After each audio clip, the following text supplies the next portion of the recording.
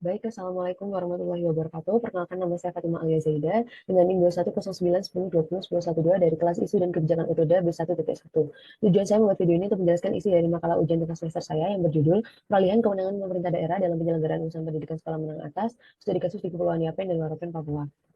Latar belakang dari makalah yang saya buat yakni Indonesia sebagai negara kesatuan itu menggunakan sistem pemerintahan yang terbagi antara pusat dan daerah sesuai dengan pasal 18 UUD NRI 1945. Mengapa terbagi menjadi pusat dan daerah? Karena yang pertama, Indonesia wilayahnya sangat luas sehingga pemerintah mengalami kesulitan dalam mengontrol secara keseluruhan dan memberikan pelayanan yang maksimal. Karena yang kedua, karena banyaknya penduduk dan luasnya wilayah tadi, sehingga susah dalam mencapai cita-cita rakyat secara demokratis. Nah, begitu juga dengan kewenangan bidang pendidikan itu juga terbagi antara pemerintah pusat dan daerah sesuai dengan Undang-Undang Nomor 23 Tahun 2014 bahwa kewenangan pemerintah pusat di bidang pendidikan itu dikurangi dan kewenangan pemerintah daerah di bidang pendidikan itu ditambah. Di mana kewenangan sekolah menengah atas atau SMA itu dipegang oleh pemerintah provinsi, sedangkan SD, SMP, dan juga PAUD itu dipegang oleh pemerintah daerah, kota, atau kabupaten. Kita masuk ke rumusan masalah yang pertama mengenai bagaimana pembagian tugas dan kewenangan pemerintah pusat, provinsi, dan kabupaten. Ini mengikuti pada Undang-Undang Nomor 23 Tahun 2014 sebagai revisi dari Undang-Undang Nomor 32 Tahun 2004.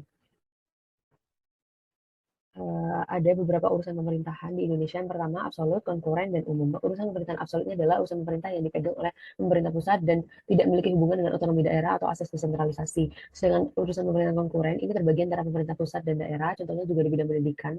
Jadi terbagi antara pemerintah pusat, provinsi, dan juga kabupaten kota. Dan ini menjadi dasar dilaksanakannya otonomi daerah. Sedangkan urusan pemerintahan umum itu dipegang oleh pemerintah pusat. Di rumusan masalah kedua mengenai mengapa sih kewenangan pendidikan SMA ini dipindah dari pemerintah kabupaten kota ke pemerintah provinsi. Nah, tujuannya ini sebagai bentuk desentralisasi pendidikan agar pemerintah provinsi itu menjadi lebih mudah dalam melakukan penyelenggaraan kebijakan pengelolaan pendidikan. Jadi pendidikan sebagai layanan dasar itu menjadi kewenangan daerah termasuk dalam kewenangan pemerintahan konkuren terbagi antara pemerintah pusat dan daerah. Ini sesuai dengan pasal 11 ayat 1. Di pasal 20 ayat 1 juga dijelaskan bahwa pemerintah provinsi ini berwenang menyelenggarakan urusan konkurennya sendiri, diikuti dengan mungkin pembantu dari pemberian tugas kepada pemerintah kabupaten atau kota.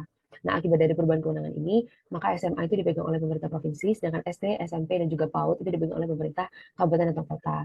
Tujuannya supaya pemerintah provinsi bisa melakukan penyeragaman kebijakan pengelolaan sekolah. Nah, kebijakan ini memiliki implikasi yang dirasakan dari segala sektor dan berdampak luas. Ada dampak positif maupun negatif yang menyebabkan pro kontra di masyarakat.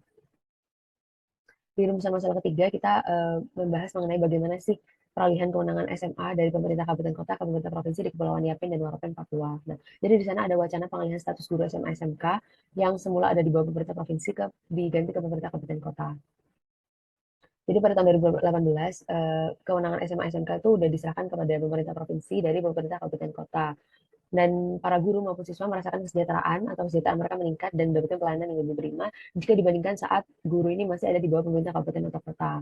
Namun, semenjak lahirnya Undang-Undang Nomor 2 Tahun 2021 tentang Otsus bagi Provinsi Papua dan dibuatnya Peraturan Pemerintah Nomor 106 Tahun 2021, para guru ini merasa bingung hendak mengikuti aturan hukum yang mana karena di dalam Peraturan Pemerintah 106 itu dijelaskan memang tidak secara spesifik tapi dituliskan bahwa penganggaran pendidikan itu akan diserahkan kepada pemerintah kabupaten kota dan hal ini membuat para guru ketakutan jika status mereka yang awalnya ada di bawah pemerintah provinsi diubah ke di bawah pemerintah kabupaten kota sehingga mereka memberikan penolakan atau menyampaikan aspirasi mereka ke Dewan Perwakilan Rakyat Papua pada 23 Mei 2022. Nah, dari peristiwa ini menunjukkan bahwa adanya peralihan kewenangan dari pemerintah provinsi dari pemerintah kabupaten kota ke pemerintah provinsi mengenai penyelenggaraan SMA ini sebenarnya sudah memberikan kesejahteraan bagi masyarakat Papua sendiri. Namun ketika lahirnya undang-undang baru dan juga peraturan pemerintah baru ini membuat para guru di sana menjadi bingung karena mereka harus mengikuti aturan yang mana. Jadi aturannya menjadi tumpang tindih. Seharusnya pemerintah ini lebih konsisten dan fokus dalam melakukan pembagian kewenangan. Jangan membuat peraturan ataupun undang-undang yang nantinya membuat masyarakat menjadi bingung dan tumpang tindih, terutama pembuatannya di daerah otonomi khusus seperti Papua. Saya rasa itu yang dapat saya sampaikan mengenai isi dari makalah saya. Kurang lebihnya terima kasih. Wassalamualaikum warahmatullahi wabarakatuh.